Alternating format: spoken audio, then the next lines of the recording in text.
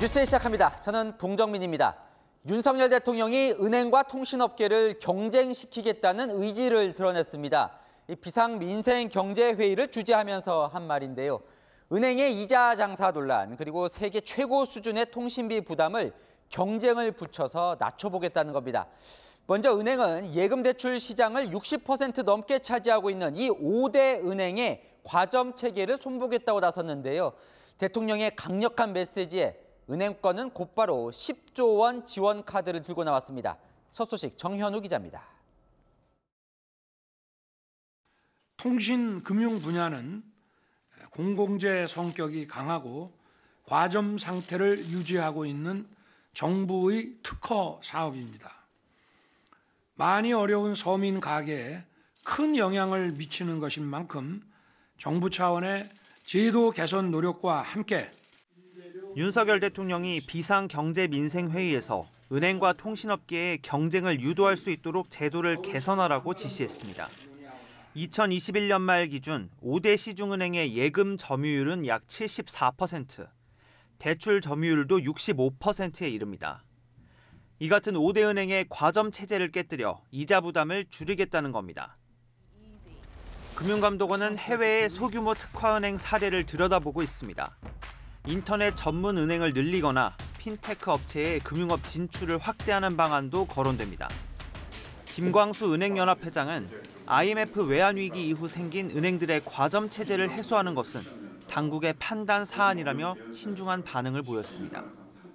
윤 대통령은 대출금리와 예금금리 차이 축소도 거듭 강조했습니다.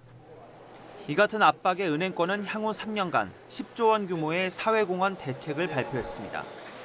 지난달 말 수익 5천억 원을 앞으로 3년 동안 사회공헌기금으로 쓰겠다고 했는데 윤 대통령이 은행 돈잔치를 비판한 지 이틀 만에 규모가 불어난 겁니다. 하지만 실제 재원은 이미 발표된 것보다 2,800억 원 증가한 데 그칩니다. 서민 금융상품 지원을 늘리고 고금리 신용대출을 낮은 금리로 바꿔주는 대환대출 프로그램을 자영업자에 이어 신용대출을 받은 일반인에게 확대 시행하는 것이 주요 내용인데 은행업계가 지원액을 부풀리는 것 아니냐는 비판도 나옵니다. 채널A 뉴스 정현우입니다. 대통령은 통신비 지적도 했는데요. 이 통신사 3사 외에 제4통신사 신규 사업자 얘기까지 정부에서 나오자 통신 3사는 곧바로 다음 달 무료 데이터를 제공하겠다고 나섰습니다. 통신비를 내리는 건 아닙니다. 김승희 기자입니다. 5G 무제한 데이터 요금제에 매달 11만 원 넘게 쓰는 40대 직장인 유모 씨. 4인 가족 월 통신비로만 40만 원이 나갑니다. 40만 원대면 아파트 관리비값이거든요. 아이들 또 미치 같은 경우도 데이터가 있어야 되는 부분도 있고 온라인상으로 또 일하는 부분들도 있어서 이 같은 통신비 부담을 줄이기 위해 정부가 통신 3사 중심 과점 체제를 허물겠다고 발표했습니다. 국내 시장은 2001년 이후 통신 3사 중심의 과점 구도가 유지되어 왔고 통신시장 경쟁 촉진 강화를 지시하셨습니다. 지난해 기존 통신사들이 포기한 28GHz 대역의 신규 사업자를 찾겠다는 겁니다.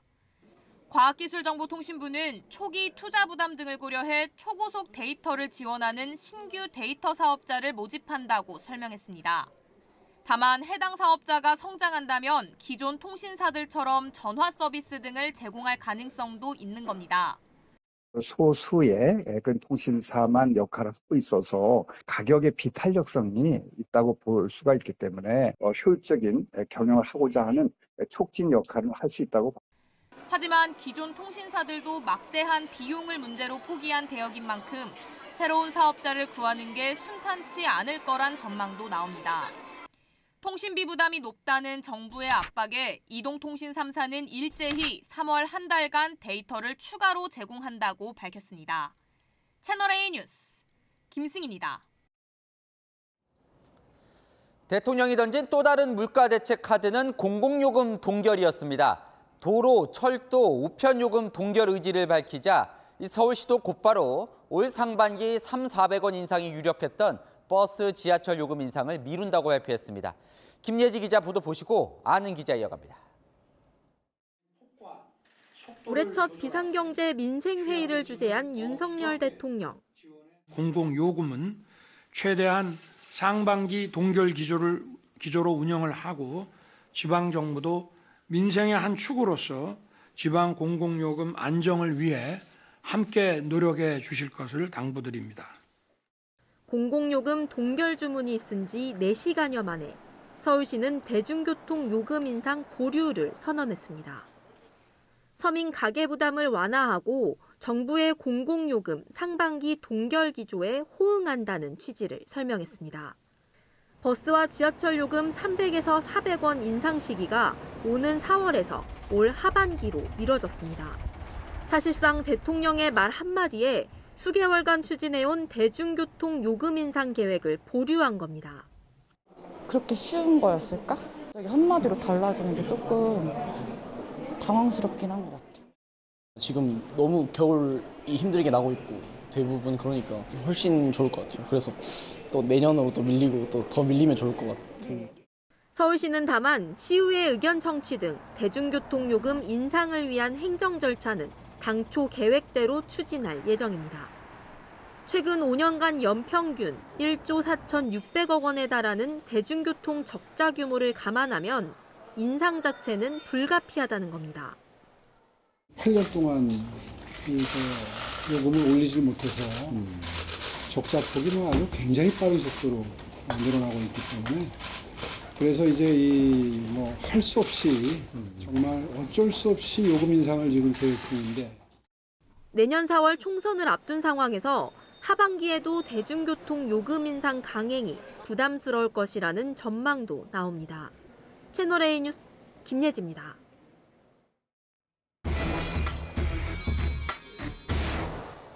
아는 기자 아자 경제산업부 강유현 차장, 정치부 조영민 기자 나왔습니다. 자, 먼저 조 기자에게 좀 물어보죠. 네.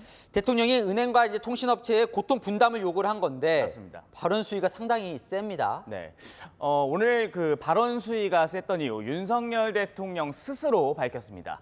앞서 리포트에서도 짧게 좀 들어보셨는데 오늘 윤 대통령의 발언 다시 한번 들어보겠습니다.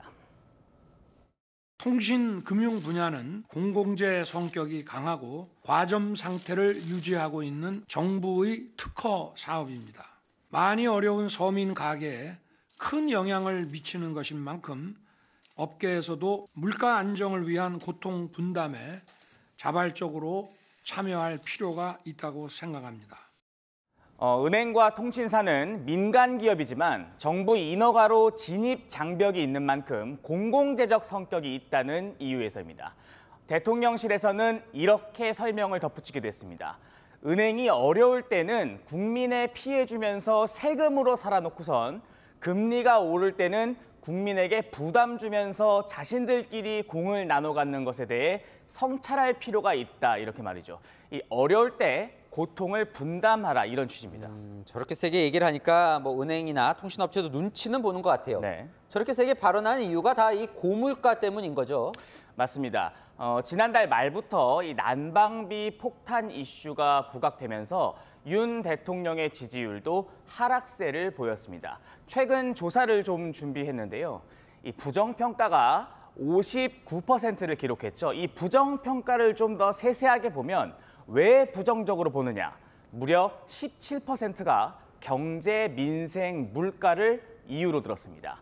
오늘 비상경제회의의 이 비공개 자리에서 윤 대통령은 이런 발언도 했다고 합니다. 국민 민심 무서운 줄 알아야 한다. 국민 부담을 완화할 방안을 국민의 시각에서 봐라. 은행권 과점 체제를 손보겠다고 한 이복현 금감원장의 이 비상경제회의 참석이 어제 오후 급하게 결정될 정도로 정부는 급했던 것 같습니다. 자, 강유현 차장. 그래서 뭐가 바뀌느냐를 좀 보고 싶은데요. 은행과 통신 과점이 깨진다는 것. 그러면 우리가 아는 은행이나 통신사 말고 새로운 게 생긴다는 겁니까? 예, 맞습니다. 은행과 통신은 대표적으로 진입 장벽이 높은 산업인데요. 회사가 파산하면 소비자들이 맡긴 돈이 위험해지고 통신 먹통 피해를 고스란히 떠안아야 하기 때문입니다. 그래서 은행은 설립할 때 자본금이 1,000억 원이나 필요하고요. 은행과 통신 모두 사후 투자비가 많이 듭니다. 이번에 윤석열 대통령이 강조한 경쟁의 첫 번째 의미는요. 시장의 매기를 풀어서 경쟁을 촉진시키겠다는 겁니다. 금융당국이 들여다보고 있는 게 영국의 챌린저뱅크라는 건데요. 국내 인터넷 전문은행과 유사한 모델입니다. 또 자영업자나 중소기업 전문은행처럼 서비스별로 쪼개서 허가하는 방안도 검토 중입니다. 통신업계의 경우 알뜰폰 시장을 더 키우고 28기가 대역에서 초고속 데이터를 지원하는 신규 데이터 사업자를 추가로 선정한다는 겁니다. 두 번째로는 기존 진입자들끼리 금리나 요금제 등에서 경쟁을 활성화하겠다는 방안이 포함됐습니다. 그런데요, 이 조용민 기자, 네. 은행이든 통신사든 어쨌든 엄연한 민간 기업입니다. 네. 정부가 너무 개입하는 거 아니냐 이런 지적도 있던데요. 안 그래도 앵커가 말씀하신 그 질문이 오늘 대통령실 브리핑에서 똑같이 나왔습니다. 최상목 대통령 경제수석은요. 금융이든 통신이든 정부 인허가로 독과점 능력을 부여받은 만큼 어느 정도의 이 경쟁 촉진을 위한 정부의 노력은 가능하다면서 개입의 정당성을 강조했습니다. 윤 대통령도 비공개 회의 자리에서 금융사든 통신사든 지속 가능한 수익을 위해서라도 국민에게 부담 주기보다는 무언가를 해야 한다면서 이 기업의 사회적 책임을 언급하기도 했습니다. 이재명 민주당 대표도 윤 대통령의 이런 인식과 대처 방안에 모두 동의한다고 한 만큼 지금 이 순간만큼은 여야가 모두 정부의 일정 수준의 개입은 찬성하는 모양새입니다. 자, 그러면 강유한 차장, 시민들 입장에서는 궁금한 건 이런 거예요. 그래서 그럼 과점 체제가 해소가 될 건지, 그리고 물가나 뭐 금리 같은 게 지금 높은데 이게 내려갈 건지 이게 관심이거든요. 좀 해결책이 되겠습니까? 사실 이게 말처럼 쉽지는 않습니다. 현재 인터넷 전문은행이 매기 역할을 하고 새로운 시장을 만든 건 분명합니다. 하지만 과점 체제를 무너뜨렸느냐? 그건 아닙니다. 국내 1호 인터넷 은행인 K뱅크가 2017년 4월 영업을 시작했는데요. 작년 3분기 기준 대출 시장에서 5대 은행 점유율은 65.6%, 예금 시장 점유율은 75.1%입니다. K뱅크 출범 직전과 비교해서 거의 변화가 없었습니다. 계란으로 바위치기식 경쟁을 도입해서 금리를 끌어내리는 건 한계가 있다는 의미인데요. 정부가 시장 가격인 금리에 직접 개입하긴 어려우니 고육지책으로 경쟁 강화 방안을 선택한 겁니다. 반면 통신시장에서는요, 작년 말 기준 통신비가 저렴한 알뜰폰 비중이 16.7%까지 올라오긴 했습니다. 그런데 요금제 구조를 보면요, 통신 3사들이 내놓은 20GB 대 중간 요금제가 현재 6만 원 안팎인데요. 그다음 110GB 이상 요금제가 7만 원대 정도 합니다. 그 사이에 중간 요금제가 나온다고 해서 소비자의 체감 효과가 얼마나 있을지는 미지수입니다. 네, 좀 더 살펴봐야 될 것 같군요. 아는 기자 강유한 차장과 조영민 기자와 살펴봤습니다. 지난달 임시국회 때 소집만 해놓고 국회의원들이 잇따라 해외 출장 가서 제대로 회의도 못 연다는 소식 전해드렸죠. 그래서 저희가 의원들이 얼마나 해외에 나갔는지 1월 한 달간의 국회의원 해외 출장 전수 내역을 입수해서 분석했습니다. 한 달 동안 20팀이나 해외에 나갔는데 민주당 46명, 국민의힘 27명, 정의당 1명, 모두 74명으로 의원 4명 중 1명은 해외에 갔습니다. 보통 서너 명이 한 팀으로 가는데 팀당 평균 4,320만 원의 세금이 들어갔습니다. 그러면 세금 아깝지 않게 일 잘하고 왔을까요? 겹치기 출장 문제부터 김호영 기자의 단독 보도입니다. 지난달 초 미국의 대표적인 관광지 라스베이거스에서는 세계 가전 박람회 CES가 열렸습니다. 지난달 3일 국회 산자위 소속 여야 의원 3명이 박람회 참관용으로 라스베이거스를 방문했습니다. 그런데 같은 날 다른 여야 의원 6명도 예산 1억 원을 들여 또 라스베이거스로 향했습니다. 같은 박람회를 보기 위해서입니다. 지난달 말 노인 주거시설을 보겠다며 방문한 5명까지 더하면 1월 한 달 동안 3팀, 의원 14명이 라스베이거스를 찾았습니다.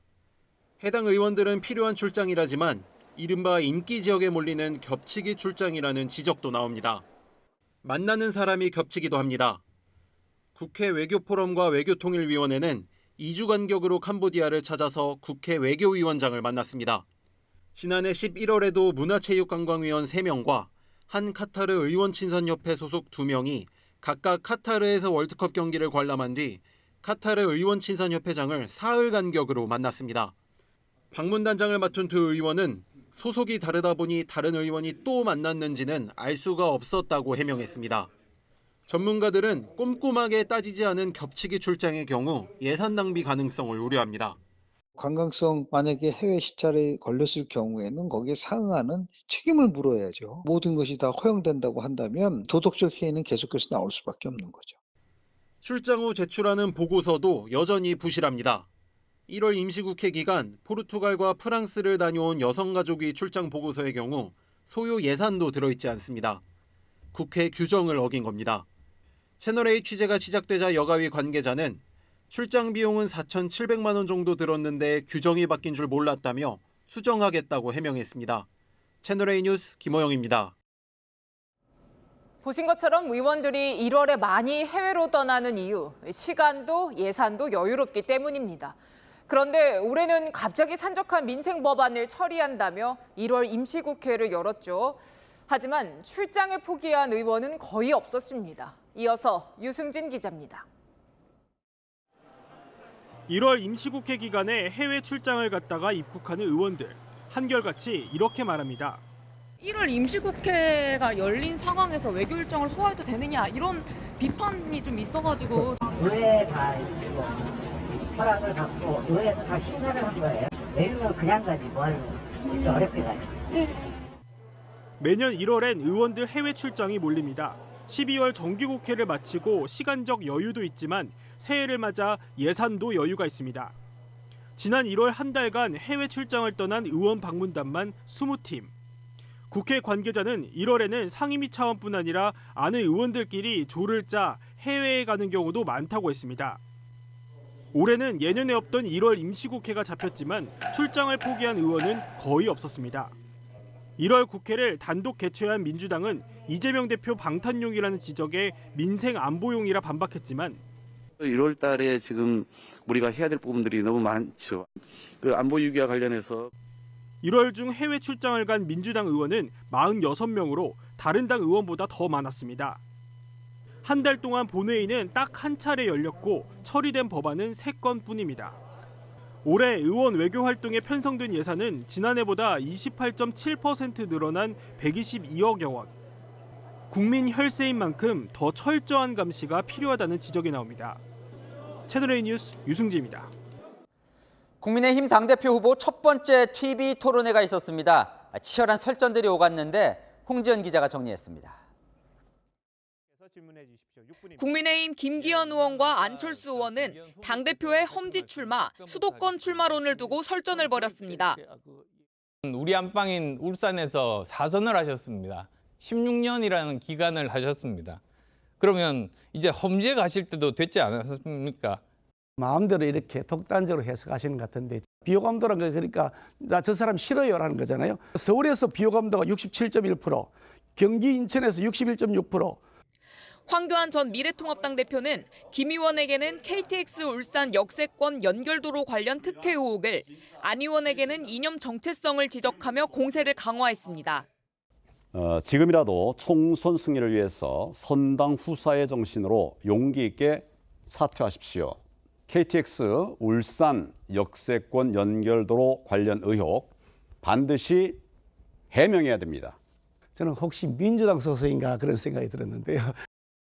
새정치민주연합, 국민의당, 바른미래당 여러 당을 만드는 당마다 다 망가뜨리고 우리 당으로 들어온 뻐꾸기 후보라고 제가 이야기를 하고 있습니다. 제 지금까지 행동을 보시면 이제 대구에서 코로나 때 저 혼자 내려가서 제 생명을 걸면서 사람들을 구했지 않습니까? 헌신의 생활을 살아왔습니다. 천하람 국민의힘 당협위원장은 윤핵관 프레임을 꺼내들었습니다. 장제원 의원의 행태, 최근의 행태들 문제 있다라고 보십니까? 저는 문제가 있다고 봅니다. 저희 후보들에게 윤핵관표 공천이라는 딱지가 붙을 것 같은데요. 그러면 당선되고 나서 윤핵관의 영향력을 공천에서 어떻게 배제하실 생각이십니까? 제가 대표되면 절대 당직 맡기지 않을 거니까 그런 염려 딱 넣으시면 좋겠습니다. 네. 김건희 여사가 더 적극적으로 활동해야 되냐는 질문에는 황 전 대표를 뺀 세 후보 모두 반대 의사를 표했습니다. 국민의힘은 오늘 토론을 시작으로 다음 달 3일 채널A 토론회까지 모두 4차례 TV 토론을 진행합니다. 채널A 뉴스 홍지은입니다. 한동훈 법무부 장관이 최근 1심 판결에서 벌금형과 무죄를 각각 선고받은 윤미향 의원, 곽상도 전 의원을 거론하며 반드시 정의로운 결과를 내야 한다고 말했습니다. 검찰의 항소 의지를 밝힌 것으로 보이는데요. 김건희 여사는 왜 조사하지 않느냐는 민주당 지적에 문재인 정부 시절 김 여사가 서면 조사를 받았었다는 사실을 깜짝 공개했습니다. 우현기 기자입니다. 더불어민주당이 국회 법사위에 출석한 한동훈 법무부 장관을 상대로 도이치모터스 주가 조작 의혹을 거론하자 한 장관은 김건희 여사가 이미 검찰 서면 조사를 받았다는 사실을 공개했습니다. 김건희 여사가 서면 조사에 대한 답변서를 보내왔다는 거죠? 제가 보고받은 바로 서면 조사를 했다고 네, 들었습니다. 이거 처음 나온 이야기입니다. 그런데 왜 서면 조사를 받고서도 무혐의를 처리하거나 아니면 기소를 하거나 결정을 못 짓고 있는 겁니까? 거기에 대해서 지금 수사가 진행되고 있고요. 그리고 그거는 지난 정부에서 수사를 계속 해온 것입니다. 알지도 못하시면서 지난 정부를 하십니까? 윤석열 검찰총장 시절에 아무도 수사하지 못했어요. 전혀 잘못 알고 계시네요. 거짓말을 해놓고 넘어가자 그러면 어떻게 합니까? 검찰이 김 여사에 대한 수사조차 하지 않는다며 야당이 특검 공세를 펼치자 문재인 정부 당시 서면 조사를 받았다는 사실을 깜짝 공개한 겁니다. 한 장관은 최근 무죄 판결을 받은 곽상도 전 의원, 벌금형을 받은 윤미향 의원 판결과 관련해 공권력을 동원해 정의로운 결과를 내야 한다고 강조했습니다. 그 사건은 새로운 검찰에서 끝까지 제대로 수사해서 밝혀내야 한다고 생각합니다. 이재명 대표 측근 김용, 정진상 두 사람을 민주당 정성호 의원이 면회 자리에서 회유했다는 의혹과 관련해 대단히 부적절하다며 지적했습니다. 채널A 뉴스 우현기입니다. 김학의 전 법무부 차관 불법 출국 금지 사건 관련자들에게 1심 재판부가 대부분 무죄를 선고했습니다. 이성윤 전 서울중앙지검장도 무죄를 받았습니다. 위법성은 있지만 고의성이 인정되지 않는다는 이유에서입니다. 손인혜 기자입니다. 김학의 전 차관이 출국 금지된 건 지난 2019년 3월. 여객 기록을 불과 1시간 30여 분 앞둔 상태였습니다. 이규원 검사는 무혐의 정결된 김 전 차관의 과거 사건 번호로 긴급 출국 금지를 요청했고 차규근 당시 법무부 출입국 본부장이 사후 승인했습니다. 검찰은 이광철 당시 청와대 민정비서관이 이 과정 전반을 주도했다며 3사람을 기소했습니다. 오늘 1심 재판부는 직권남용 등 핵심 혐의에 무죄를 선고했습니다. 당시 긴급 출금은 법률상 요건을 못 갖춰 위법이라면서도 김 전 차관 출국을 용인했다면 국민적 의혹 해소가 불가능했다는 점에서 필요성이 인정된다고 무죄 판결 이유를 밝혔습니다. 목적의 정당성이 인정된다는 겁니다. 이 검사의 공용서류 은닉 등 일부 혐의는 유죄로 봤지만 선고를 유예했습니다. 태산이 명동했는데 쥐가 한두 마리 나온 그런 형국인 것 같습니다. 2021년 불법 출금 의혹을 수사하던 수원지검 안양지청에 수사 중단 외압을 행사한 혐의를 받아온 이성윤 전 서울고검장도 무죄를 받았습니다. 윤석열 정치검찰은 수사와 기소를 정적 제거와 보복선으로 사용했다고 생각합니다. 검찰은 1심 판결을 도저히 수긍할 수 없다며 항소에 반드시 시정하겠다고 밝혔습니다. 채널A 뉴스 손인혜입니다.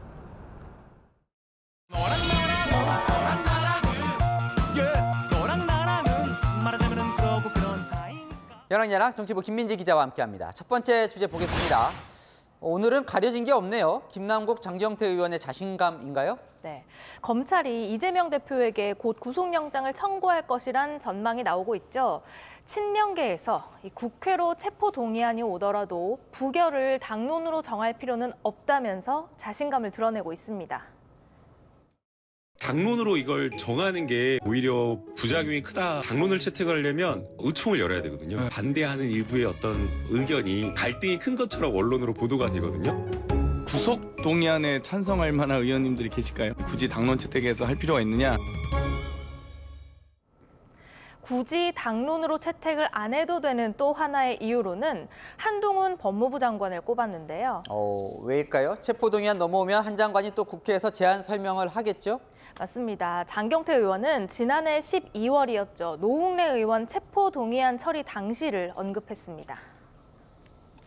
한동훈 법무부 장관께서 아주 일장 연설을 늘어놓으시면서 오히려 더 반감만 샀던 사례가 있는데 노웅래 의원의 목소리, 돈봉투 부스럭거린 소리까지도 그대로 녹음되어 있습니다.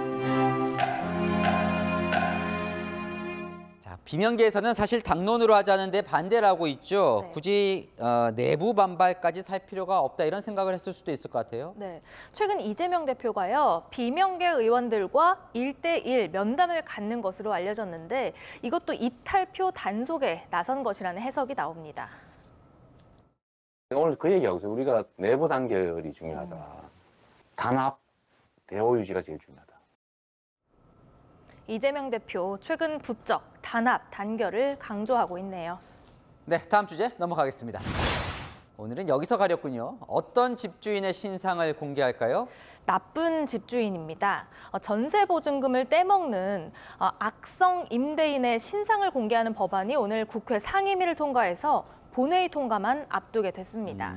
악성 임대인이라면 빌라 수백 채 사들여서 전세 사기를 벌인 빌라왕 이런 사람들 말하는 건가요? 맞습니다. 법안 내용을 좀 보면 2억 원 이상의 전세 보증금을 상습적으로 갚지 않는 임대인의 이름이나 나이, 주소 등을 공개하게 한다는 건데요.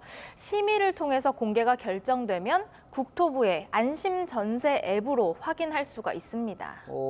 그러면 임차인이 이 앱으로 위험한 집주인을 확인할 수 있는 거네요. 네, 맞습니다. 그렇게 해서 걸을 수가 있는 건데 정확히 말하면 지난해 9월 원희룡 국토교통부 장관이 약속한 내용인데 아직까지는 안 지켜지고 있습니다. 악성 임대인의 명단 등 임차인들에게 꼭 필요한 정보를 한눈에 파악할 수 있도록 자가진단 안심전세 어플을 구축해서 1월 중에 출시하겠습니다.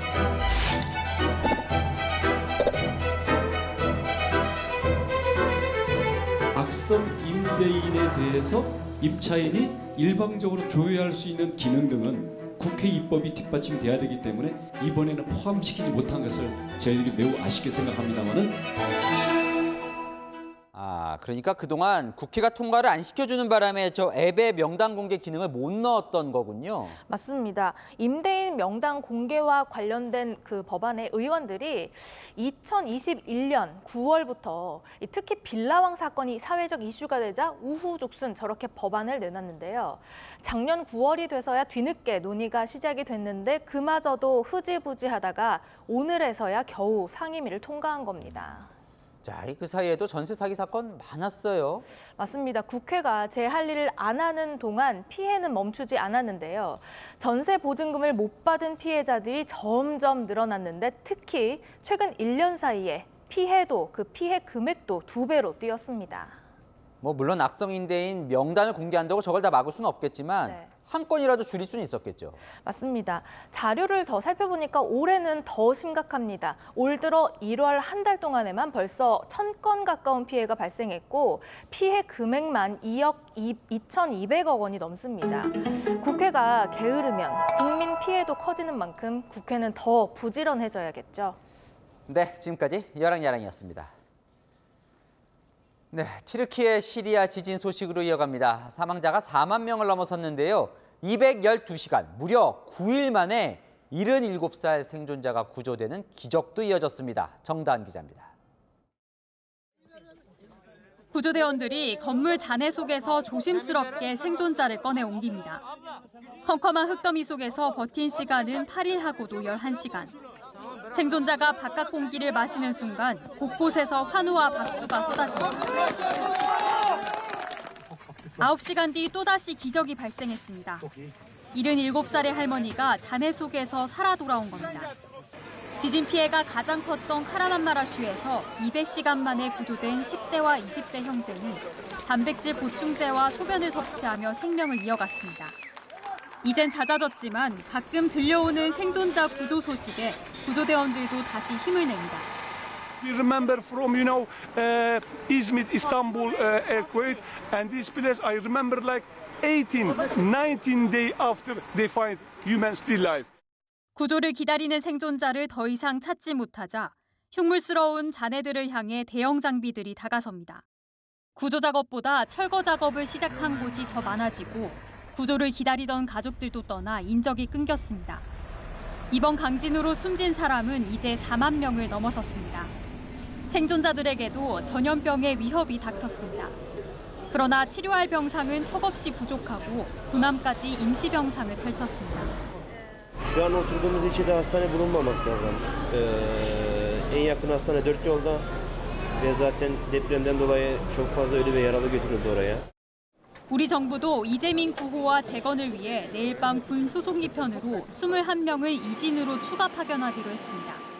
채널A 뉴스 정다은입니다. 7.8의 강진의 위력이 얼마나 강력한지 보여준 장면인데요.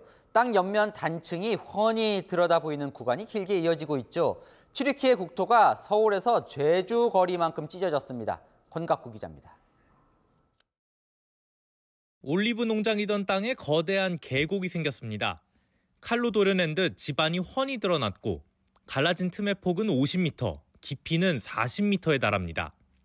지난 6일 7.8의 강진 당시 양쪽 지각이 각각 반대 방향으로 움직이면서 거대한 단층 파열이 발생한 겁니다. 미국 지질조사국은 레이더와 위성 등을 토대로 튀르키예 안타키아부터 아드야만까지 320km에 걸친 단층 파열을 발견했습니다. 북부에 있는 150km의 파열을 포함하면 서울에서 제주까지 거리인 470km에 달합니다. This is among the largest historical strike slip earthquakes that have been observed, and again, this is a seismically active area. This faulting occurred as a result of triple junction faulting. 들판 가운데 생긴 3에서 4m 정도 엇갈린 단층 파열은 위성 사진에서도 선명합니다. 운동장의 푸른 잔디밭은 흰색 텐트촌으로 뒤덮였습니다. 땅이 쩍쩍 갈라질 정도의 큰 진동은 국경 너머 시리아 마을도 회색 잿빛으로 만들었습니다. 전 세계에서 도움의 손길이 이어지지만 지각만이 아니라 이재민들의 가슴에 생긴 균열도 깊숙이 파였습니다. 채널A 뉴스 권갑구입니다. 이런 튀르키예를 돕기 위한 우리의 기부 행렬이 이어지고 있습니다. 저희가 어떤 물품들이 왔는지 물류센터에 가보니 90%가 중고용품이었는데요. 차마 쓸 수 없는 폐기품도 적지 않은데 분류조차 할 수 없어 이제 그냥 튀르키예로 보낸다고 합니다. 조민기 기자가 그 현장을 다녀왔습니다. 튀르키예로 보낼 구호품이 모이는 인천공항 물류센터. 전국에서 구호품을 싣고 온 트럭 10여 대가 창고에 들어가지도 못한 채 입구에 줄지어 서 있습니다. 안에서는 지게차가 쉴 새 없이 상자를 나르는데 이미 빽빽하게 차 있습니다. 자원봉사자들은 상자를 열고 도저히 보낼 수 없는 것만 골라 포대에 따로 담습니다. 이거 좀 오래됐고 올라졌네요. 이거 보내면 안 될 것 같아요. 물류창고 한편엔 이렇게 중고 물품들이 제 키 높이까지 쌓여 있는데요. 절반도 안 남은 설탕 봉지나 때 묻은 유아용 신발 한 짝, 먼지 쌓인 여행 가방 등 현지로 보낼 수 없는 물건도 가득합니다. 오늘 하루 폐기물이 80kg짜리 포대자루로 15개나 나왔습니다. 작동될까 싶은 온풍기와 전기포트 같은 낡은 가전제품도 한가득입니다.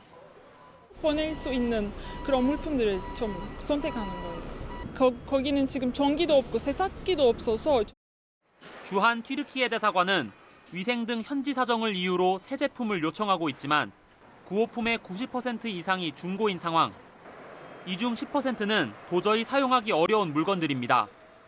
하지만 어제 오늘 들어온 구호품만 120톤에 달하다 보니 세세하게 분류하기 어렵습니다.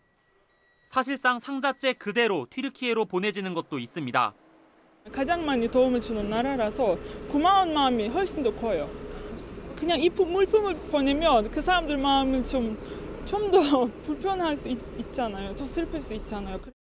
지금까지 분류 작업을 해온 자원봉사자들은 현지에서 상자를 열었을 때 행여 낯뜨거운 일이 생길까 우려합니다. 기부금과 관련해 튀르키예 대사관은 대사관 공식 계좌나 대한적십자사 등을 이용하고 SNS 등에서 확산하고 있는 후원 계좌는 테러 조직 등에 활용될 수 있다며 주의를 당부했습니다. 채널A 뉴스 조민기입니다.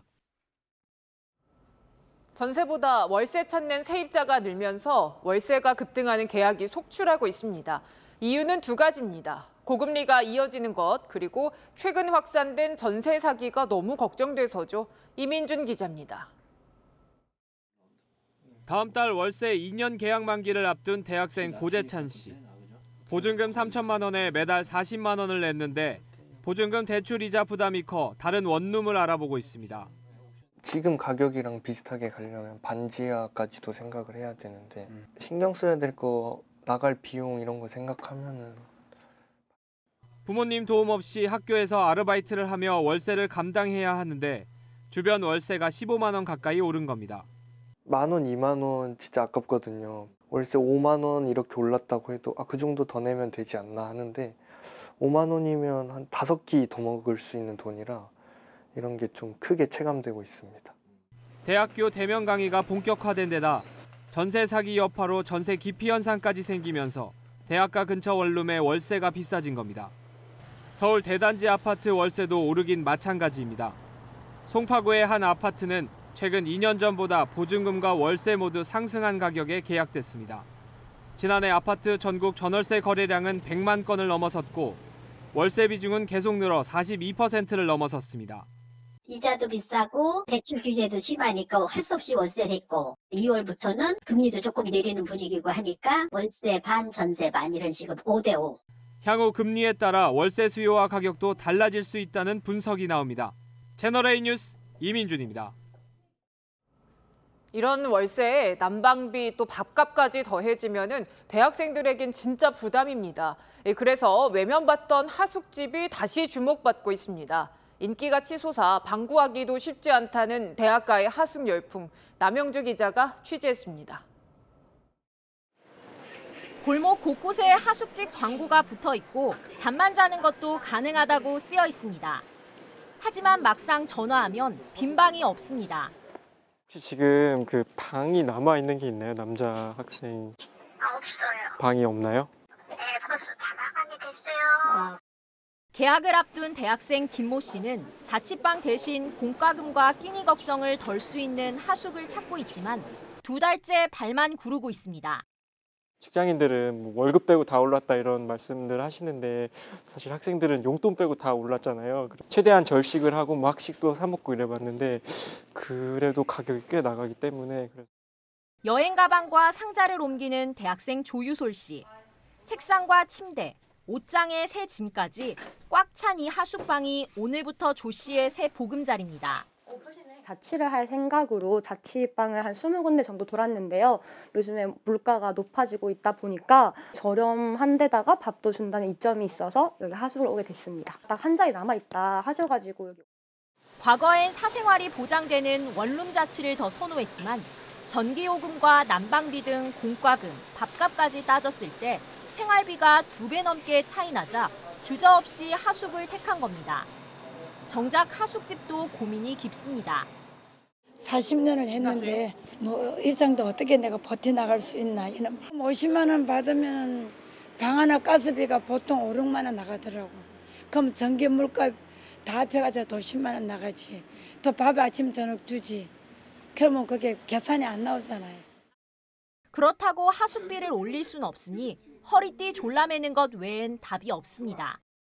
많이 쓰는 주에서는 안 되고 식료품비가 최다를 줄이고 또 좀 싸게 구입할 수 있는 그런 식재료는 또 마트 가서 또 사고 낮에는 다 끄지. 치솟는 물가에 대학가에 다시 응답하라 하숙집 열풍이 불고 있습니다. 채널A 뉴스 남영주입니다. 많게는 반값까지 할인해주는 한우 세일이 시작되자 마트에 긴 줄이 생겼습니다. 도매 가격이 폭락해도 복잡한 유통 과정 거치면 소매 가격 안 떨어졌죠. 그래서 정부까지 나서서 대대적인 할인 행사를 벌인 겁니다. 김지윤 기자가 보도합니다. 평일 낮 시간 서울에 있는 농협 하나로마트. 정유 코너 앞에 쇼핑카트 행렬이 꼬리를 물고 있습니다. 한우를 싼 값에 판다는 소식에 1시간 넘게 기다리는 사람도 있습니다. 지금 1시간 반을 기다리고 있어요. 불고기하고 국거리를 사는데 2,260원에 아주 저렴한 가격에 나왔어요. 등심은 100g당 6,590원입니다. 1년 전과 비교하면 큰 폭으로 떨어진 수준입니다. 등심은 30%, 불고기, 국거리는 최대 50%까지 할인율이 적용됐습니다. 손님들이 몰리면서 마트 측은 구입 한도도 정했습니다. 1인 도색 한정입니다. 한우 안심 100g 도매가는 6,336원. 지난해 같은 기간보다 20% 넘게 떨어졌지만 정작 소비자 가격은 2% 정도밖에 안 떨어졌습니다. 산지에는 떨어졌다고 얘기를 하는데 우리한테까지 오기가는 아직 별로 효과가 없으니까. 오늘 반값 행사에선 1시간 만에 준비한 1.2톤 물량이 모두 팔렸습니다. 불고기 이만한 거를 2만 원도 안 되는 가격에 살 수가 없어요. 근데 오늘 진짜 가격이 좋아요. 싸요. 농협은 주말까지 한우 반값 할인 행사를 벌이고 올 한 해 내내 평균 20% 싸게 팔겠다고 했습니다. 이마트와 롯데마트 등 다른 대형마트들도 내일부터 할인 행사에 들어갑니다. 채널A 뉴스 김지윤입니다. 네, 0.5인분 이렇게 파는 식당 본 적 있으십니까? 요즘 소식 열풍이 조명되면서 새롭게 등장했습니다. 고물가 상한까지 겹치면서 더 주목받고 있는데요. 권솔 기자가 다녀왔습니다. 0.5인분 짜장면으로 유명해진 중국집, 사람들로 가득합니다. 이 식당의 한 그릇은 다른 곳에 비해 가격도 양도 절반. 소식하는 사람들 사이에선 그야말로 핫플레이스입니다. 음식 남기는 걸 별로 싫어하는데 엄청 배부른 느낌을 별로 안 좋아해가지고 여기는 다양하게 적당하게 먹을 수 있어서 체중 조절하고 있어가지고 운동도 하고 있어가지고 좀 그런 게 아까워가지고 그냥 반 그릇만 먹으려고 왔어요. 외식 물가까지 치솟으면서 찾는 사람이 더 많아졌습니다. 혼자 밥도 많이 먹으니까 양도 반이고 가격도 반이 좋은 것 같아요. 받진 못해가지고요. 그래도 100테이블 이상은 받으려고 노력은 하고 있어요. 이곳도 0.5인분을 파는 분식집입니다. 떡볶이, 튀김 같은 메뉴를 절반씩 팔아서 근처 여대생들의 입소문을 타고 유명해졌습니다. 떡볶이 0.5, 순대 0.25, 튀김 0.25 이렇게 하면은 다 먹을 수 있을 것 같아요. 몇 년 전부터 복스럽게 잘 먹는 먹방 영상이 큰 주목을 받았습니다. 요즘은 반대로 적게 먹는 영상도 인기를 끌고 있습니다. 먹방에 대한 반작용과 같은 이른바 소식좌 열풍입니다. 하루에 고구마 하나, 가래떡 하나만 먹는 유명인들이 소식좌로 떠오른 겁니다. 제 일상에서는 위가 작다 보니까 소식이 좀 더 맞는 것 같아요. 과하지 않아도 충분히 식도락을 즐길 수 있다는 소식 바람이 고물가 시대를 만나 새로운 외식 문화를 낳고 있습니다. 채널A 뉴스 권솔입니다. 미국에서는 아예 암탉을 빌려서 갓 나온 달걀을 먹겠다는 소비자까지 나왔습니다. 달걀 가격이 70% 넘게 폭등했기 때문입니다. 워싱턴에서 이은우 특파원입니다.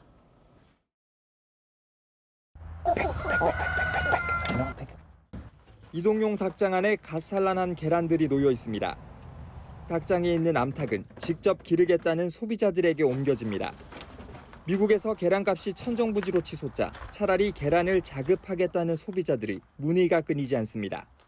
I get calls from people all over the Bay Area and beyond. I had a customer book a rental yesterday and she was like, "It's all about the eggs. I gotta have those eggs." 팬데믹 이후 공급망 충격과 우크라이나 전쟁 이후 만성적인 물가 상승에 소비자들이 자구책을 모색한 겁니다. 미국의 대표적인 할인마트의 식품 매대입니다. 지난해 3달러도 채 안 하던 이 일반 계란 12개가 담긴 한 판이 지금은 4달러를 훌쩍 넘었습니다. 1년 전과 비교해 지난달 계란값이 무려 70.1% 올랐습니다. 미국인들이 밥상 물가에 직접 영향을 끼치는 식품 가격은 11% 넘게 올랐고 진정세를 보이던 에너지 물가도 다시 상승폭을 키웠습니다. 1년 전과 비교한 지난달 소비자 물가 상승폭은 예상치보다 높은 6.4%를 기록했고 한 달 전과 비교해도 0.1%밖에 줄지 않아 인플레이션 둔화 속도는 기대보다 느렸습니다. I think There's been an expectation that it'll go away quickly and painlessly. Is that it will take some time, and we'll have to do more rate increases, and then. 예상만큼 물가가 가라앉지 않으면서 하반기 미국 금리가 인하로 돌아설 수 있다는 기대감을 언급하던 전망들이 무색해졌습니다. 워싱턴에서 채널A 뉴스 이은우입니다. 병원 가면 받는 치료제, 약과 주사 이 두 개가 떠오르죠. 이제 휴대전화 앱으로도 치료를 합니다. 국내에서 처음으로 디지털 치료기기가 허가를 받았습니다. 이 불면증 치료용인데 의사 처방전을 받아야만 이 앱을 쓸 수 있습니다. 먼저 서주희 기자입니다. 국내 1호 디지털 치료기기로 허가된 애플리케이션 솜지입니다. 수면 습관과 충분히 잠을 못 잔 날 느끼는 감정을 선택하면 긴장을 완화하는 호흡법 등을 알려줍니다. 불면증 치료를 약이 아닌 휴대전화 애플리케이션으로 가능하다는 건데 약물 사용에 따른 부작용도 없는 데다 임상시험 결과 효과도 검증됐습니다. 전문가로 구성된 의료기기위원회를 개최하여 안전성과 유효성이 확보되었음을 자문받았으며 과학적이고 철저한 심사를 거쳐 허가하였습니다. 의사에게 진료를 받은 뒤 환자 상태에 따라 이 앱을 처방받게 됩니다. 인증번호 등을 입력하고 휴대전화에 앱을 설치한 뒤 6에서 9주간 일상생활을 하면서 치료가 이루어집니다. 이제 그 앱을 통해서 자신의 상태 어떤지 알고 또 그거에 대해서 자가 치료를 스스로 할 수 있으니까 확실히 약 먹는 것보다는 부담감도 줄어들고. 건강보험급여 적용 여부 등에 따라 앱 치료비가 확정된 뒤 이르면 올 상반기 안에 의료 현장에서 사용될 전망입니다. 불면증 디지털 치료기기가 허가된 국가는 현재까지 우리나라를 비롯해 미국, 독일, 영국 등 4개국입니다. 채널A 뉴스 서주입니다. 디지털 치료기기, 우린 아직 낯설지만 선진국에선 이미 상용화가 됐습니다. 우리도 불면증, 우울증, 뇌졸중까지 여러 질병과 관련해서 이 디지털 치료기기가 개발 중인데요. 서상희 기자가 미리 체험을 해봤습니다. 가상현실을 이용해 우울증을 개선하는 디지털 치료기기입니다. 최근 나의 기분, 우울감 등을 물으며 정신 건강 상태를 확인하고 가상현실로 펼쳐진 자연을 보여주며 차분한 호흡을 유도합니다. 어떤 것들이 좀 보이세요? 지금 왼쪽으로는 개울이 천천히 흘러가는 게 보이고 국내 한 대학병원에서 개발해 임상이 진행 중입니다.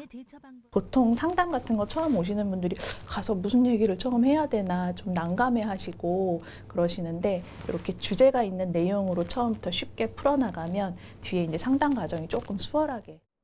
불면증, 우울증 외에 현재 20여 곳에서 알코올 사용장애, 뇌졸중 등의 디지털 치료기기를 임상 중입니다. 이미 5년 전 세계 최초로 약물 중독 치료 앱을 정식 허가한 미국 등에 비해선 뒤처진 상황입니다. I've been clean for a long time now, a few years. 미국에선 주의력 결핍 과잉 행동장애, ADHD 진단을 받은 아이들이 게임을 통해 집중력을 키우는 치료기기도 허가를 받았습니다. 2개월 후 68%가 호전됐다는 임상보고도 있습니다. 일본은 흡연질환 치료 프로그램과 대처법을 제공하는 디지털 치료기기에 건강보험도 적용됩니다.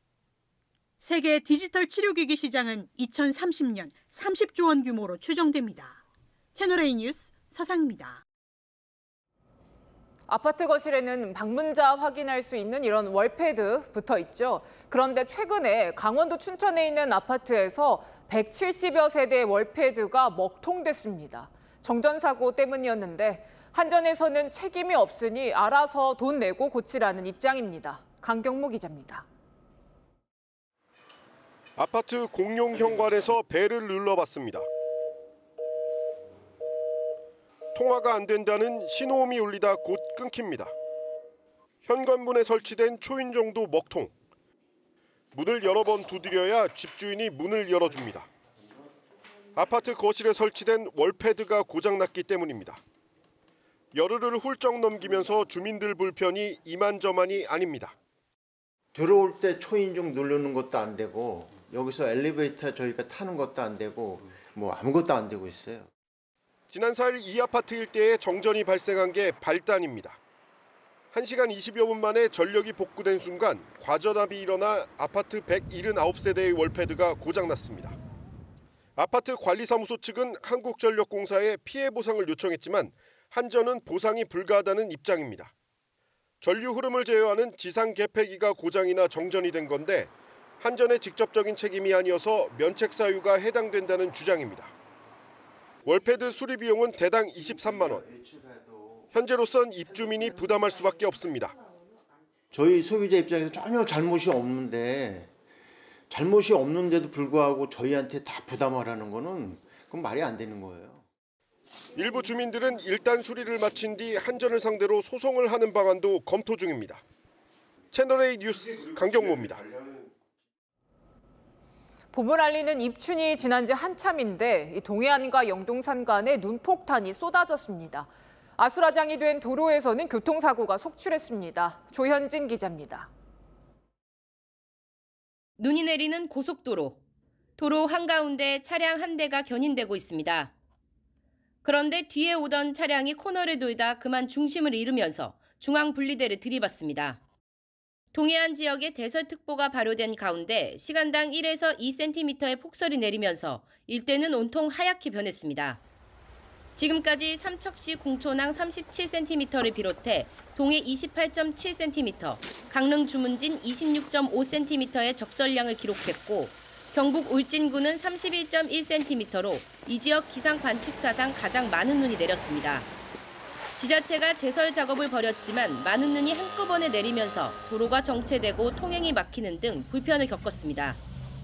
오늘도 아침에 지금 출근도 하지 못하고 눈을 치워야 되는 상황이 됐습니다. 성인 기준으로 해서 가슴까지 오죠.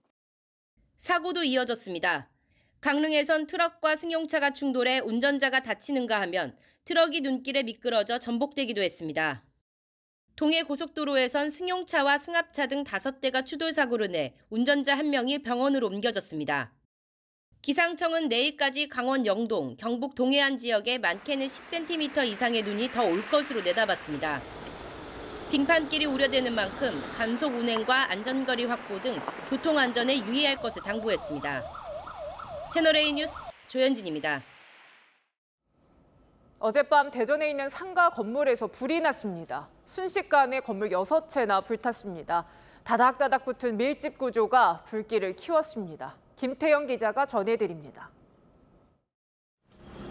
검은 연기가 하늘로 솟구치고 시뻘건 불꽃이 건물 안팎을 휘감았습니다.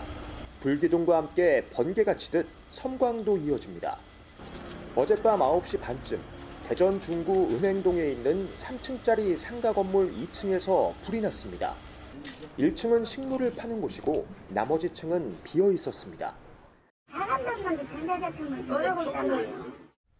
불은 40분 만에 잡혔고 다친 사람도 없었는데 그 사이 건물 2동이 모두 타고 다른 4동도 피해를 봤습니다.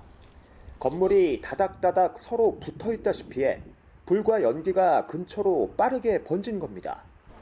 더구나 근처 건물 대부분이 지은 지 50년이 훌쩍 넘어 스프링클러 같은 초기 진화 장비도 없는 상태였습니다. 옆에 집도 없고 불난 데도 없고요. 예, 다 여기 이쪽은 그런 게 스프링클러가 없어요. 가뜩이나 경기가 나쁜 상황에서 내다 팔 물건까지 홀딱 타버린 상인들은 걱정만 한가득입니다. 답답하죠. 이렇게 어려울 때 이렇게 불이 났으니 어떻게 뭐라고 표현할 수가 없어요. 소방당국은 정확한 사고 원인을 조사하고 있습니다. 채널A 뉴스 김태형입니다. 동해안 지역은 사흘째 눈과 비가 이어지고 있습니다. 오늘 하루 동안에만 강릉과 삼척, 울진에는 20cm가 넘는 폭설이 내려 쌓였는데요. 오늘 밤까지 동해안과 제주 산지에는 2에서 8cm의 눈이 더 내리겠습니다. 내일은 중서부를 중심으로 눈이 살짝 내릴 텐데요. 새벽부터 오후 사이 수도권과 강원 영서, 충청 북부에는 1cm가 예상됩니다. 양이 많지는 않지만 서울 등 수도권을 중심으로 출근 시간대에 눈이 쌓일 가능성이 있어서 교통안전에 각별히 주의하셔야겠습니다. 현재 서해안을 제외한 대부분 해상에는 풍랑주의보가 발효 중이고요. 해안가에도 강한 바람이 불고 있습니다. 내일도 오늘만큼 날이 차겠습니다. 서울은 0도, 대전은 영하 1도, 대구는 영하 2도로 출발하겠고요. 한낮에는 서울 4도, 전주는 6도, 광주는 7도가 예상됩니다. 다가오는 토요일은 전국에, 일요일에는 충청과 남부에 비 소식이 있습니다. 날씨였습니다. 대통령 한마디에 꿈쩍 않던 은행 통신사가 움직였습니다. 은행권은 3년간 10조 원을 환원하겠다고, 이 통신사는 3월 데이터 요금을 무료로 하겠다고요. 이 고금리 고물가에 힘들다고 국민들 아우성 칠 땐 별 움직임이 없더니 대통령의 힘이 크긴 큰가 봅니다. 어쨌든 이 소나기만 피하고 보자며 하는 척 신용만 하지는 않길 바랍니다. 마침표 찍겠습니다. 일회용 대책이 아니길. 뉴스에 마칩니다. 감사합니다.